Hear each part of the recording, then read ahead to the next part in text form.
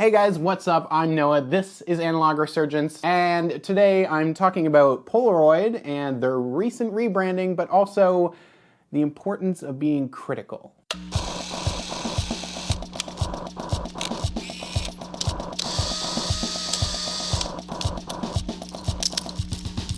I've talked about Polaroid in a bunch of past videos. It's a pretty common topic here on the channel. But again, the approximate timeline of all of this is that Polaroid stopped making film themselves as the Polaroid company in like 2007, 2008.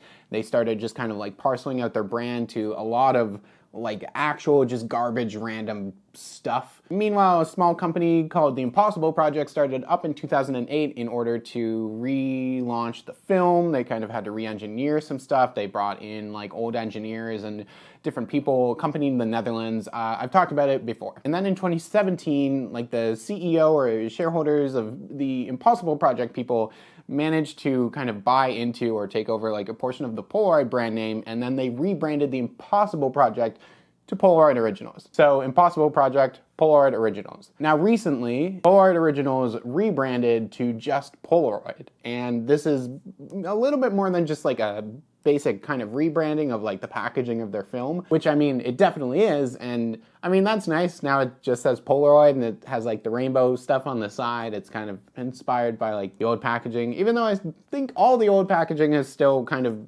better, but also it's just because it like, you know, looks like older, I guess. We are one Polaroid. Today is the next step in our 82-year journey. From the Impossible Project to Polaroid Originals, we are returning to where it all began, with one name, one brand, Polaroid. From here on, you will see fresh packaging on the shelves and a new logo that reclaims the Polaroid color spectrum, a celebration of our heritage. And by bringing all our products together under the one name and the one look, we are making it clear to everyone that we are one Polaroid from this point onwards. So Polaroid Originals has rebranded everything now to just Polaroid. But enough with like the business aspect of this, because I'd like to get critical now about all of this and add some of my unasked for input.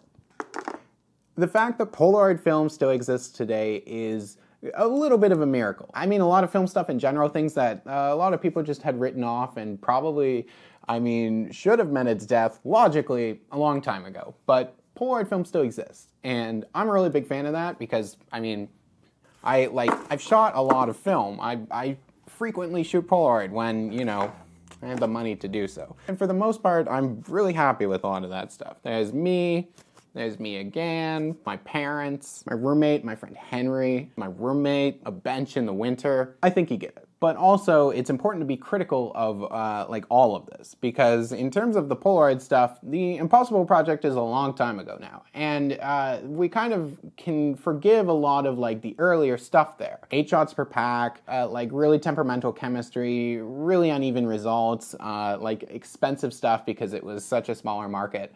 I want an evolution of this stuff. I want to really be able to like vouch for Polaroid and like, you know, be able to sell it to people because I really like it, but it's also like a tough sell when I'm trying to kind of like talk to other people about it as well. The main things here are things like, you know, improve the chemistry as things go along. And they have. Things are way better than they were for like the original kind of earlier stuff from the Impossible Project. On the flip side of that though, you look at like Fuji's Instax products and like the film, and it's like so reliable and consistent and crisp, and the contrast is there, and it's like a 90-second development, and it's kind of like everything that you really want from like an instant photo. Anything that Instax releases from Fuji, and I mean Fuji is of course like a company that can, like, they have all the money and they can do whatever. Instax is cheaper, it's more reliable, and it's definitely easier to kind of like give to people and be like, here's an Instax, you can buy the film really easily. Also, 10 shots per pack. 10 shots per pack. It's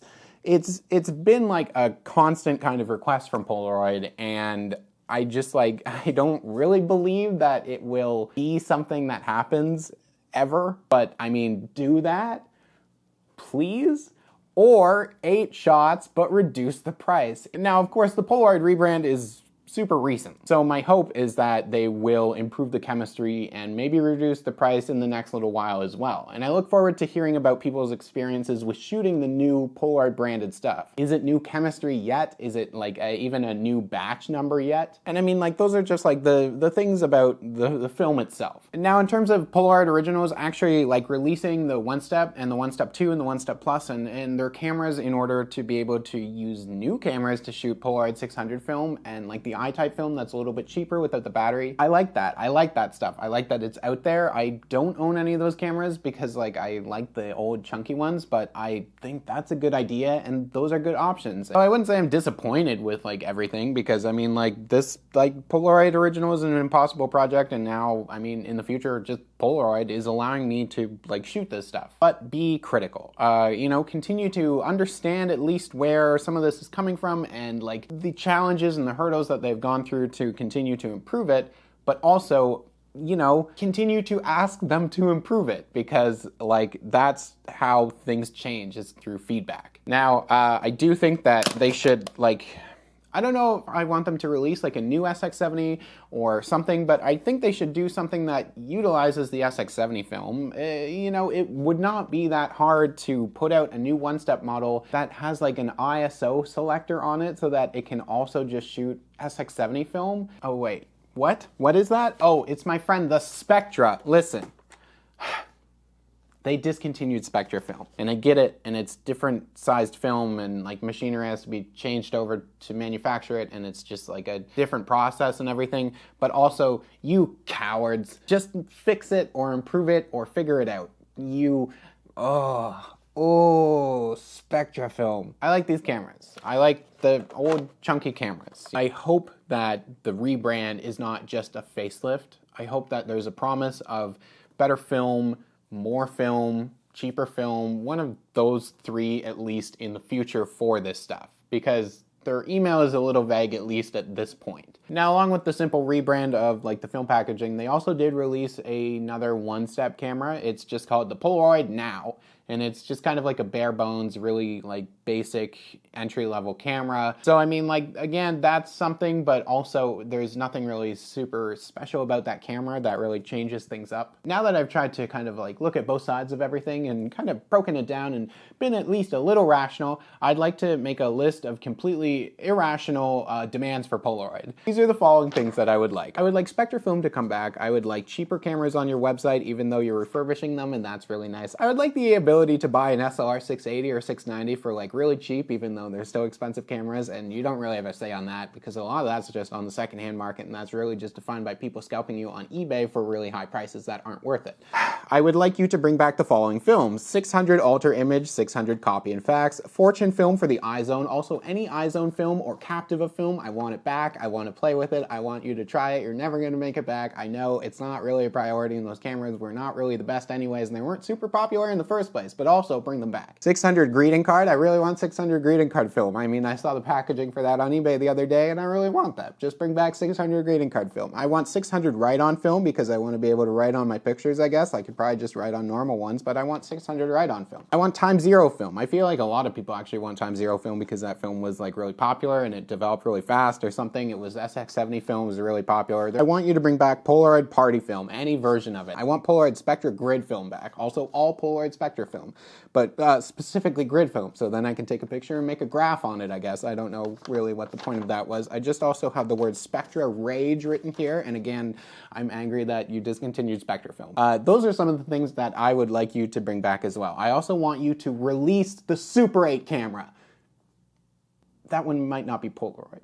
I love these cameras, and I love having like a stack of Polaroids in an album and sitting on my desk and just running out of places to put them. I do like them, but I'm also going to be watching Polaroid carefully because I'm hoping that they will do their part in improving this stuff in the future. Thank you guys so much for watching and checking this out. And I'd also like to take a moment in order to kind of promote another video from a newer channel that is just focused on like instant photography. I have no affiliation with the channel, I just like the videos. A guy named Ben who runs the channel In an Instant, he actually like beat me to all of this, of course, put up a video about the Polaroid rebrand, but he also has one of the new Polaroid cameras, so he kind of breaks that down and actually does like a little more like hands-on with it. Nice guy. He's actually helping me out in a few months with a little project I'm trying to work on. So I thought at least right now I would return the favor and say, go check out his video, link in the description about that. Subscribe if you haven't done so. There's also links in the description for the Patreon, which there has been like some surprising support on recently, and that just means the world to me. And also the Analog Resurgence P.O. Box, which you can find in the description as well if you want to send me along some stuff, expired film, weird camera stuff, just analog stuff in general. And speaking of mail and the P.O. Box, I recently got just a little something that was really exciting from one of the patrons. Carson Fuller over on the Patreon sent me this, and this is just an old Kodak Super 8 camera. These ones, the designs are really funny because it almost looks like a pair of binoculars. It's a viewfinder on the side, a single lens, but it is a Super 8 camera. So it kind of flips out at the back. The Super 8 cartridge goes in the back here. It just kind of pops in, and then you would just like close it up. The Kodak cameras are kind of funny because during that period, they just made like a lot of cheaper Super 8 cameras because it was their format. They're not necessarily like the greatest cameras, but it's so funny, like just the design. It's got like a faux wood paneling design on part of it. Beautiful. But also, sent me a roll of P30 black and white 35mm Irrational film, and that's really exciting because it means I get to like revisit Irrational at some point in the future and actually like take a look at the film and everything, because I've heard a lot of good stuff about the film. If you've shot it, I'd love to know your thoughts as well. And now also Patreon shoutouts. This list is getting pretty long, which I mean is really exciting, but I gotta give a huge special shout out to Chris Rasmussen, Jayon Lee, Carson Fuller, David Piranelli, Vayark, Tiago Almanca, Marco Temperini, Cha Zalling, Colin Jackson, Alex Onken, Balasso Sue, Bearded, Ian Farver, Benjamin MacArthur, Bingling Zhu, Juliana Lepedalina, Taylor Cusella, Derek Konigsberg, Jeremy Lee Camp, Caesar, Sam Davison, Ian Frank, Nokia Jones, Paul Wagner, Garuv Pai, Thomas Wibley, Raul Suet de Morris, Dan Gross, Natalie Atine, Futigu, Ramblings from Canada, Todd Barton,